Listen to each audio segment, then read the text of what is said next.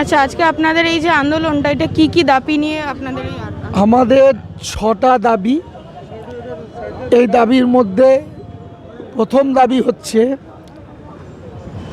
যে সমস্ত এটিএমে পশ্চিমবাংলার প্রায় 8,000-এর বেশি লোক ছাঁটাই হয়েছে, সেই লোকগুলোকে, সেই কর্মচারীগুলোকে পুনর্বহাল করার ফার্স্ট পয়েন্ট। দ্বিতীয় পয়েন্ট হচ্ছে প্রত্যেক কাস্টমার তার একটা নির্দিষ্ট এটিএম পাঞ্চের 4টে বা 5টার পরে তাকে সার্ভিস চার্জ দিতে হয়, এবং যখন আদার এটিএম হয় সে সার্ভিস চার্জটা পরিমাণটা অনেক বেশি। 2008 সালে সার্ভিস চার্জটা ছিল মাত্র 8 টাকা। 2013 সালে যখন ব্যাঙ্গালোরে একটা আনগার্ডেড এটিএম কর্পোরেশন ব্যাংকের একজন মহিলা অফিসারকে চক্রান্তকারীরা দুষ্কৃতী দিয়ে আক্রান্ত করে তার একটা সাইড প্যারালাইজ হয়ে গেছিল। এই প্যারালাইজ হওয়ার জন্য সারা ভারতবর্ষের 2013 সালে 19শে নভেম্বর সারা ভারতবর্ষে তোলপাড় হয়ে গেছে। ভারতবর্ষের তদানীন্তন অর্থমন্ত্রী, অর্থ সচিব ছিলেন মিস্টার টাকুরু। উনি ব্যাংক ম্যানেজমেন্টকে বলেছিলেন এবং রিজার্ভ ব্যাঙ্ককেও বলেছিলেন যে for the safety and security of the customer you have to deploy the security guard in all ATM. যেহেতু তোমরা চার্জও নিচ্ছ, তাহলে একটা এটিএমে যদি সিকিউরিটি না পায়, একটা মহিলা রাত্রেবেলায় রাত 12টায় তার ছেলের অ্যাক্সিডেন্ট হলো, বাড়িতে প্রচণ্ড অসুস্থ, নার্সিংহোমে ভর্তি করতে হবে, টাকা নেই, নার্সিংহোম টাকা ছাড়া ভর্তি করবে না। আপনার বাড়ির একটু আগে একটা এটিএম আছে, আপনার 70,000 টাকা তোলার দরকার, আপনি 4বারে 5বারে টাকাটা তুলছেন, এসে দেখলেন পেছনে দাঁড়িয়ে আছে আপনার একজন দুষ্কৃতী, আপনার হাত থেকে টাকাটাকে নিয়ে চলে গেল। এই অবস্থায় যদি আপনি থানাতে যান যে আমার একটা ডায়েরি নিন, আপনার ডায়েরিটাকে নেবে না, বলে কী প্রমাণ আছে? থানা বলবে তোমার কি প্রমাণ আছে যে তোমার টাকা ছিনতাই করেছে? আজকে যদি ওই এটিএমে একটা গার্ড থাকতো, তাহলে সে আপনার হয়ে কি করত? সঙ্গে সঙ্গে থানায় গিয়ে আপনার হয়ে সাক্ষী দিত। এবং একটা এটিএম গার্ড যতগুলো এটিএমে আছে, আজ পর্যন্ত কোনো এটিএমে ছিনতাই হয়নি, ভাঙচুর হয়নি, লুট হয়নি। যে সমস্ত এটিএম পশ্চিমবাংলায় আপনি দেখছেন ছিনতাই হয়েছে, লক্ষ লক্ষ, 70 লক্ষ, 80 লক্ষ, 40 লক্ষ টাকা পর্যন্ত লুট হয়ে যাচ্ছে, সে সমস্ত এটিএমে কোনো গার্ড নেই। এই যে আপনার 2013 সালে ডিসিশন হলো, সেই সময় আমাদের রিজার্ভ ব্যাঙ্কের ডেপুটি গভর্নর ব্যাংক ম্যানেজমেন্টকে নিয়ে বসেছিলেন। ব্যাংক ম্যানেজমেন্ট বলেছিল যে সিকিউরিটি গার্ড রাখা এটা খুব এক্সপেন্সিভ, যদি আমাদের subject to customize of the ATM, মানে এটিএমের ট্রানজ্যাকশন চার্জকে যদি বাড়ানো হয়, কমিশন চার্জ যদি বাড়ানো হয়, তাহলে আমরা এটিএমে গার্ড রাখবো। আমাদের কাছে সব ডকুমেন্টস আছে। 2013 সালে ডিসেম্বর মাসে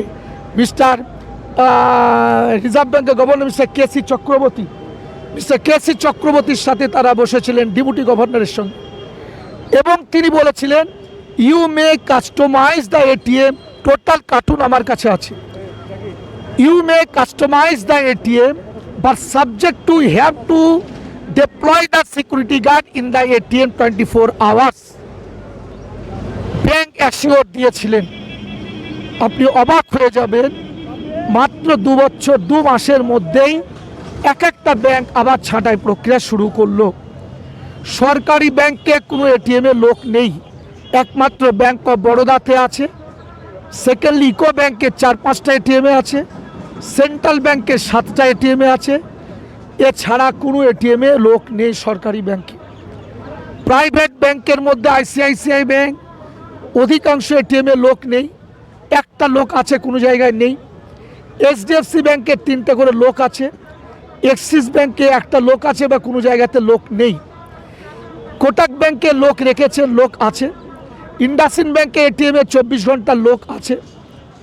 এবং এই রকমভাবে বিভিন্ন ব্যাংকের, প্রাইভেট ব্যাংকে, ফরেন ব্যাংকের এখনও লোক আছে। কিন্তু সবচেয়ে বড় ব্যাপার হচ্ছে সরকারি ব্যাংকে কোনো লোক নেই। আমাদের অলরেডি 14টা লেবার কোর্টে কেস দাখিল করা হয়েছে এই ছাঁটাইয়ের জন্য। 8,000-এর উপরে লোক, 7,792-এর উপরে লোক আমার ছাঁটাই হয়েছে। না ব্যাংকের কাছ থেকে কোনো সুরাহা পাচ্ছি, না লেবার কোর্ট থেকে কোনো সুরাহা পাচ্ছি। আজ হয়তো আপনাদের প্রশ্ন আসতে পারে, কেন আপনারা গভর্নরকে মেমোরেন্ডাম দিলেন, চিফ মিনিস্টারকে দিলেন না কেন? Governor is a representative of the central government in West Bengal, so that the banking industry is under purview of the central government. For that reason, we have submitted our memorandum to the governor and requested to the governor to communicate the prime minister regarding our issues. আমরা এই ইস্যুগুলোকে দিয়েছি। Secondly, আমরা চাই প্রত্যেকটা খালি এটিএমে লোক দিতে হবে কাস্টমারের স্বার্থে, গ্রাহকদের নিরাপত্তার স্বার্থে। থার্ডলি, আমরা কৃষি বিল এবং লেবার ল, আজকে কৃষি বিল সম্বন্ধে আপনাদের নতুন করে বলার কিছু নেই। আজকে দেখুন 3টে পয়েন্ট নিয়ে যেভাবে নরেন্দ্র মোদী রিজিট হয়ে আছে, তারা বলছে ইলেকট্রিকেরটাকে মেনে নিচ্ছে, এটা মেনে নিচ্ছে, কিন্তু সর্বনাশ যে জায়গাটা 3টে পয়েন্টের আছে, unlimited purchasing capacity of the corporate sector from the কৃষক। তারা তাদের টাকা আছে কৃষকদের কাছে, হুড় করে মাল তুলে নেবে এবং মজুদদার হিসাবে তারা মজুদ করবার তাদের অধিকার এই বিল দিচ্ছে। তাহলে আপনি বলুন, যে কৃষকরা দাদন নিয়ে ব্যাংক থেকে লোন নিয়ে কৃষি বিল তারা কৃষকরা কাজ করবে, তাদের ন্যায্য মালিক তারা কি বলছে, আমরা ফ্রি হ্যান্ড দিচ্ছি কৃষকদের, তোমরা বাজারে গিয়ে বেচো। আপনি বলুন তো, আজকে is it possible to the farmers? তারা মাল উৎপন্ন করার পর তারা কি বাইরে মার্কেটে এসে বেচার তার ক্ষমতা আছে? আজকে যে মান্ডিগুলো ছিল, যে মান্ডিতে তারা বিক্রি করে দিত, ন্যায্য প্রাপ্য পেত, তারা টাকা পেত, সেই মান্ডিগুলোকে তারা বন্ধ করে দিয়ে লক্ষ লক্ষ লোক যারা মান্ডিতে কাজ করত, সেই তাদের চাকরিকে আজকে ছাঁটাই হয়ে করে দিচ্ছে।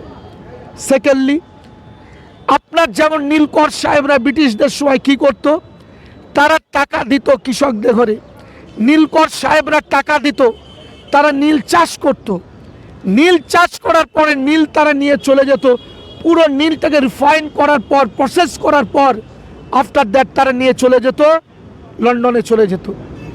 আজকে কৃষকরা এইভাবে আগামী দিনে তারা কি করবে, ব্যাংকের লোনের, ব্যাংকগুলোকে দেখুন খুব সুপরিকল্পিতভাবে প্রাইভেটাইজেশন করে দিচ্ছে। আজ পর্যন্ত কোনো প্রাইভেট ব্যাংক কৃষি লোন দেয় না। আজ পর্যন্ত axis bank, ICICI bank, HDFC bank, Kotak Mahindra bank সহ যত প্রাইভেট ব্যাংক আছে, যত ফরেন ব্যাংক আছে, একটা ব্যাংক কৃষি লোন দেয় না। আমি খুব দায়িত্ব নিয়ে বলছি, কৃষি লোন কারা দেয়? সরকারি ব্যাংক দেয়, ইকো ব্যাংক দেয়, সেন্ট্রাল ব্যাংক দেয়, পাঞ্জাব ন্যাশনাল ব্যাংক দেয়, ইউবিআই দেয়, এরা কৃষি লোন দেয়। আজকে সরকার সুচতুরভাবে এই ব্যাংকগুলোকে প্রাইভেট ব্যাংক করে দিয়ে, যাতে এই কৃষকরা আর ব্যাংকে গিয়ে টাকা না নিতে পারে। তাহলে তারা চাষ করবে কি করে? তখন তারা এই আদানি আর আম্বানির কাছ থেকে লোন নেবে, দাদন নেবে, বাংলা ভাষায় বলে দাদন নেবে।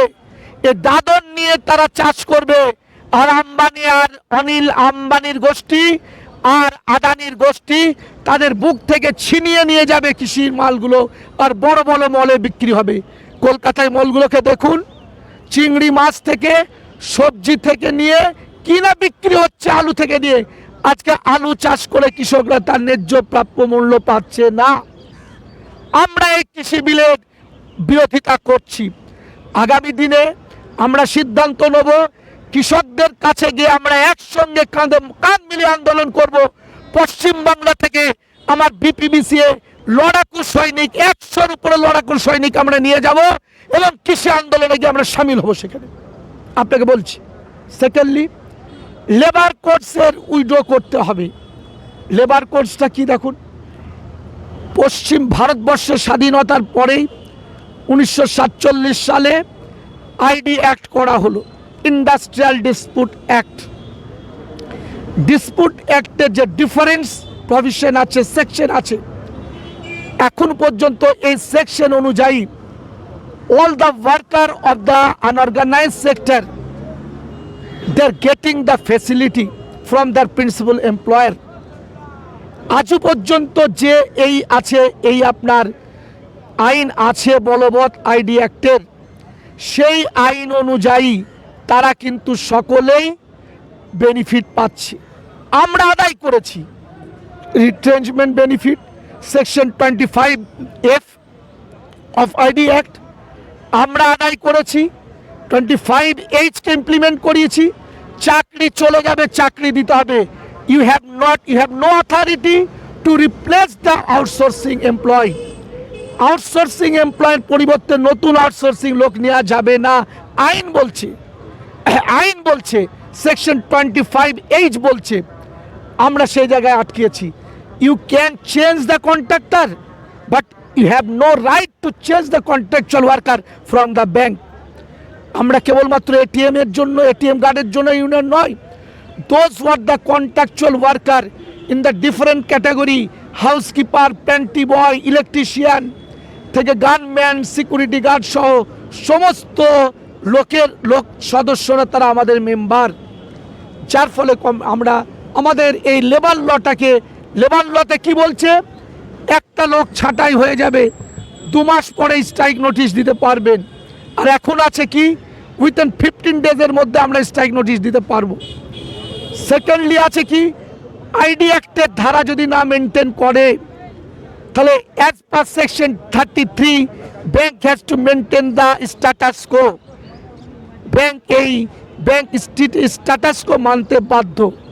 এইরকম 40টা প্রভিশনকে তারা পুরো ডাইলুট করে দিয়ে, মার্জ করে দিয়ে মাত্র 4টে পয়েন্টকে তারা দিচ্ছে।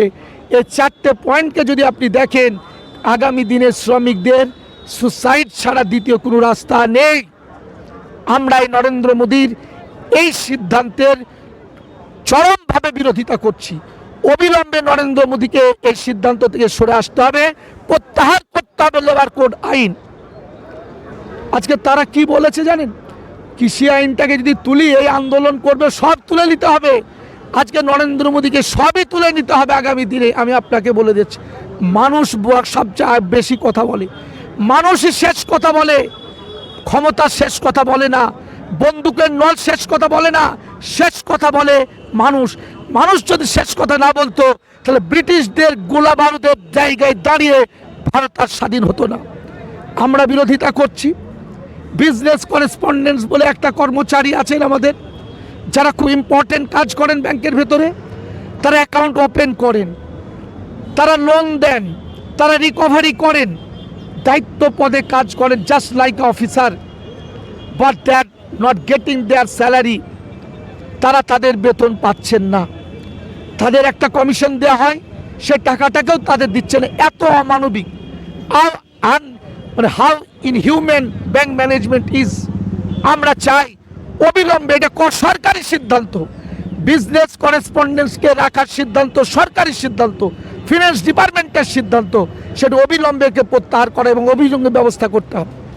তৃতীয়ত, ব্যাংক মার্জার, ব্যাংক প্রাইভেটাইজেশন আমরা মানব না। ব্যাংক প্রাইভেটাইজেশন আমরা কোনো মতেই মানব না। United Forum of the Bank Union, umbrella organisation of the bank employees, তারা 15-16 মাস তারা স্ট্রাইকের ডাক দিয়েছে।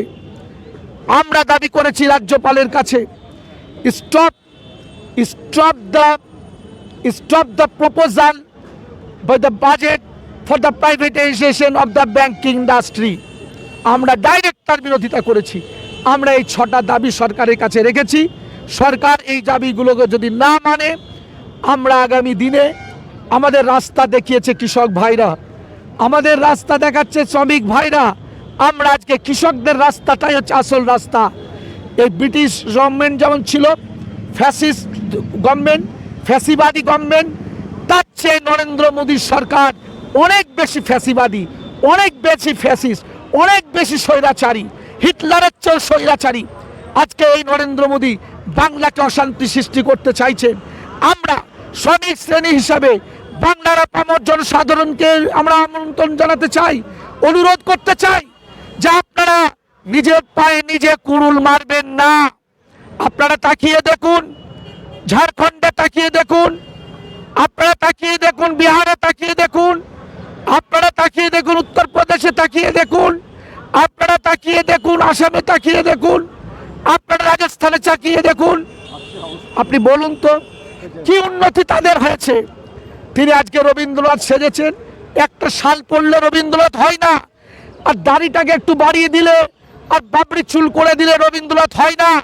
রবীন্দ্রনাথ হতে গেলে রবীন্দ্রনাথের মতন হতে হবে। রবীন্দ্রনাথ হওয়া যায় না। রবীন্দ্রনাথের একজন নোবেল পেয়েছিলেন, আর দ্বিতীয় নরেন্দ্র মোদী নোবেল পাবেন না।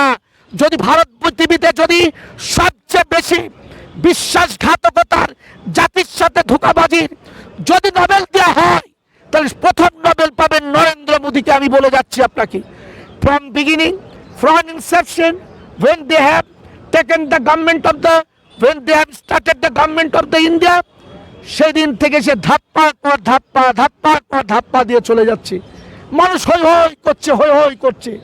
আমাদের বোঝা দরকার, যাদের ঘরে লোক আছে আজকে পারচেজিং ক্যাপাসিটি শেষ, ইনকাম করতে পারছেন না, আপনি টাকা নেই আপনার, বাজারে কৃষকরা উৎপন্ন করবে না। আগামী দিন যা আসছে, আপনার টাকা থাকলেও আপনি সব জিনিস পাবেন না, নিজের মাংসকে নিজে চিবিয়ে খেতে হবে, সেই দিন আসছে। আর এই নরেন্দ্র মোদী সরকার কি বলে, হাম দেশ কা চৌকিদার হ্যায়। দেশটাকে জলাঞ্জলি দিয়ে শেষ করে দিয়ে, দেশটাকে পুরো বিক্রি করে দিয়ে আজকে সে দেখুন তার তার পরিবার থেকে সে বিচ্যুত। সে দুঃখ দুর্দশা বুঝবে কি করে? সে তার ওয়াইফের দুঃখ দুর্দশা বুঝবে কি করে? সে যার ঘরের একটা বাচ্চা শিশু আছে তার দুর্দশা সে বুঝবে কি করে? সেই জিনিসটা সে বুঝবে যে সেটা ফিল করে। আজকে বলে हमारा क्या झोली है, तुम्हारा झोली है, मगर अंबानी और अडानी को क्या है? आज के इसको पूरा भारत उसका हाथ में दे दिया। আপনি দেখুন রেলে লেখা আছে আদানি, এর চেয়ে দুঃখজনক আর কিছু হতে পারে? আপনি আমাকে বলুন। আমাদের গর্ব, ভারতবর্ষের রেল হচ্ছে বৃহত্তম পাবলিক সেক্টর, যেখানে 15 লক্ষর বেশি লোক কাজ করত। সেই রেলটাকে আজকে ডিসমেন্টাল করে প্রাইভেট করে ছারখার করে দিচ্ছে। আপনি দেখুন কেউ কিছু প্রতিবাদ করতে পারছে না। আজকে মানুষ পার্লামেন্টের নেতাদের দিয়ে হবে না, এমপি এমএলএ কে দিয়ে হবে না, আজকে রাস্তায় মানুষকে নামতে হবে কৃষকদের মতন। একমাত্র এই আন্দোলন হচ্ছে, এই কৃষক আন্দোলনের যে রাস্তা দেখাচ্ছে কৃষকরা, এই আন্দোলনই পারবে নরেন্দ্র মোদীকে তার দ্বিচারিতা, দেশ বিক্রি থেকে সরিয়ে আনবার জন্য পারবে, তারাই পারবে একমাত্র দায়িত্ব নিতে। আচ্ছা, আপনাদের এই আন্দোলন সরকারের উপর কতটা প্রভাব ফেলবে মনে হচ্ছে আপনার? দেখুন এই যে জায়গা আপনি আজকে বলছেন প্রশ্নটাকে, আমরা এই ধরনের আন্দোলন একাধিকবার করেছি। সরকার সরকারের মতন চলে। রাজ্য সরকারকে বলেছিলাম, মাননীয় মুখ্যমন্ত্রী বলেছিলেন লোক রাখবো, এটিএমে রাখতে হবে, নাহলে ব্যাংক চালাতে দেবো না, পেপারের কার্টুন আমার কাছে আছে। সাধন পান্ডেজি বলেছিলেন ক্রেতা সুরক্ষা মন্ত্রী, এটিএমে লোক না রাখলে ব্যাংক চালাতে দেবো না। এবার বলুন, সে অরণ্যে রোদন, অ্যাসুরেন্স দেওয়া, কথা বলা, এই অমিত শাহের মতন কথা, আরে এ তো চুনাও কা বাত হ্যায়, এসব চুনাও কা বাত হ্যায়। ওরা বলে যাচ্ছে সরকার কোনো কাজ করছে না। We are disheartened, we are the disheartened from the part of the government of West Bengal and simultaneously from the government of the India. যার জন্য আমরা আমাদের আন্দোলন ধীর গতিতে, আমরা আন্দোলন শৃঙ্খলা পরায়ণভাবে ডিসিপ্লিন ওয়াইজ আমরা একটার পর একটা আন্দোলন করে যাব। এটাই হচ্ছে আমাদের আগামী দিনের প্রতিশ্রুতি। এই যে কৃষক আন্দোলন হচ্ছে এতদিন ধরে দিল্লিতে, এতদিন ধরে এত তার কোনো প্রভাব সরকারের কাছে পড়ছে না। হিটলারও লজ্জা পেত যদি বেঁচে থাকতো নরেন্দ্র মোদীকে দেখে। সুতরাং প্রভাব এদের কাছে কোনো ব্যাপার নয়, কিন্তু প্রভাব পড়বে, সেদিন পড়বে। লাগাতার করতে করতে যখন ইন্ডাস্ট্রিটাকে আমরা একদম শেষ জায়গায় নিয়ে যাবো, আমাদের দেয়ালে পিঠ থেকে যাবে, যখন লাগাতার ধর্মঘটের দিকে নিয়ে যাব, তখন মাথাটা এরম করে হেঁটে প্রভাব পড়বে। Every action has its equal and opposite reaction. এই অ্যাকশনটা হয়েছে, তার একটা রিয়াকশন হবে, আজকে না হলে কাল, কাল না হলে পরশু হবে। যে স্ট্রাইকটা ডাকা হয়েছে ওটাতে কি শ্রমিকদের মানে যারা সাধারণ মানুষ তাদের কি সুবিধা হবে না অসুবিধা হবে? দেখুন, আজ যদি ব্যাঙ্কগুলো প্রাইভেট হয়, আপনাকে যেটা বললাম, দেখুন আপনি ব্যাঙ্ক অফ বরোদার কাছ থেকে গেলে আপনি একটা ভালোভাবে লোন পেতে পারেন। আপনি কৃষি ক্ষেত্রে আপনার যে কোনো বিষয়ে একটা লোন পেতে পারেন। কিন্তু আপনাকে বলছে আপনি সরকারি প্রাইভেট ব্যাংকে যান, কেউ আপনাকে লোন দেবে না। সরকার কি করছে? সরকার চাইছে সরকারি সংস্থাগুলোকে তারা ডিসমেন্টাল করে দিয়ে প্রাইভেট মালিকানার হাতে ছেড়ে দিতে চাইছে। এতে কোনো দিন দেশের ভালো হতে পারে না। যদি দেশের ভালোই হতো, 1969 সালে আর যে সেন্ট্রাল ব্যাংকটা দেখছেন, এই ব্যাংকটা ছিল টাটার ব্যাংক, ইউকো ব্যাংকটা ছিল বিড়লার ব্যাংক। ইতিহাস তা বলে না। ইতিহাস পর্যালোচনা করে দেখুন, আজকে টাটা সেন্ট্রাল ব্যাংক তার কাছ থেকে ছিনিয়ে নিয়ে নাম দেওয়া হলো central bank of India. UCO ব্যাংকটাকে আজকে সরকার নিয়ে এসে ইউকো ব্যাংক। আজকে বলুন, প্রত্যেকটা ব্যাংক তো ব্যক্তি মালিকানায় ছিল। তাহলে কেন শ্রীমতী ইন্দিরা গান্ধী ব্যাংক ন্যাশনালাইজেশন করলেন বলুন? নিশ্চয়ই সাম vested interest of the Indian people. For that reason, has taken a decision for the nationalization of the private sector bank. আজকে দেখুন, এই যে সরকারি সিদ্ধান্ত, ব্যাংক কর্মচারী আন্দোলনকে সরকার ভয় করে। আপনাকে খুব ক্লিয়ার বলে দিচ্ছি, আমার ব্যাংক কর্মচারী আন্দোলনকে নরেন্দ্র মোদী সরকার তাকে ভয় করতে বাধ্য। কারণ এই সরকার জানে ব্যাংক স্তব্ধ হওয়া মানে দেশের অর্থনীতি স্তব্ধ হয়ে যাওয়া। সেহেতু আমাদের দৃঢ় বিশ্বাস আমাদের নেতাদের প্রতি, যেভাবে আগাচ্ছে, আগামী দিনে নিশ্চয় আমরা নরেন্দ্র মোদীর, আপনারা দেখেছেন আগে পূর্বে, আজ থেকে 2-3 বছর আগের কথা বলছি, এফডিআই বিল এনেছিল সরকার। আজকে আন্দোলনের ফলে এফডিআই বিলকে তারা কোল্ড স্টোরে তুলে রেখে দিয়েছিল। আস্তে আস্তে স্লোলি আবার রাজ্যসভায় যখন তারা মেজরিটি হয়ে গেল, লোকসভায় মেজরিটি হয়ে গেল, আবার এফডিআই বিলকে তারা নিয়ে চলে আসলো। সেহেতু আমাদের বক্তব্য হচ্ছে, লাগাতার যদি আন্দোলন থাকে নিশ্চয় তার রেজাল্ট বলবে। ইতিহাস বলছি, যদি তাই আন্দোলনে যদি না রেজাল্ট হতো, তাহলে ভারতবর্ষ কিন্তু স্বাধীনতা হতো না। আপনি হয়তো জানেন না, আপনি জন্ম হয়নি আপনার। ইতিহাস বলছে আন্দোলনই একমাত্র ভারতবর্ষকে স্বাধীনের রাস্তাকে সুগম করেছে। ব্রিটিশ চলে যেতে বাধ্য হয়েছে। নরেন্দ্র মোদীর তো বাচ্চা ছেলে, বাচ্চা। আজকে যদি আন্দোলন ভারতবাসী 1,30,00,000 ভারতবাসী যদি রাস্তায় নেমে যায়, নরেন্দ্র মোদী গদি ছেড়ে দিতে বাধ্য হবে। আর সেই দিনের জন্য ওয়েট করুন। কত মানুষকে ধোঁকাবাজি করবে দেখুন না। 2 কোটি চাকরি আশ্বাস দিয়েছিল। আজকে আপনারা শুনছেন তো সোশ্যাল মিডিয়াতে বড় বড় নেতারা কি বলছে, বিজেপি আসলে 70 লক্ষ চাকরি দেবে বছরে। আমি দায়িত্ব নিয়ে বলছি, যদি বিজেপি আসে, শ্রমিক আন্দোলন বন্ধ হবেই। 70 লক্ষ লোকের চাকরি খাবে। এই যে বলছি 70 লক্ষ লোকের বাংলার চাকরি খাবে, এটা জেনে রেখে দেবে। আজকে বিজেপি কারা করে আপনি বলুন তো? যারা বিজেপি করছে তাদের দিকে তাকিয়ে দেখুন, সাম সেকশন অফ দ্য পিপল। আর যারা হই করছে, তারা এরা টাকা ছড়ানো হই করছে। এরা টাকা পশ্চিম বাংলার ভোটের জন্য তারা একটা বাজেট করেছে, বাংলাটাকে নিতে হবে। ওরা জানে বাংলা হচ্ছে এমন একটা জায়গা যে চিন্তা করে, আজকে সারা ভারতবর্ষ চিন্তা করে আগামী 2 দিন পরে। সেই বাংলাটাকে আজকে তারা টার্গেট করেছে। কে টার্গেট করেছে? অমিত শাহ, নরেন্দ্র মোদী। আপনি বলুন, অমিত শাহর কি কালচার?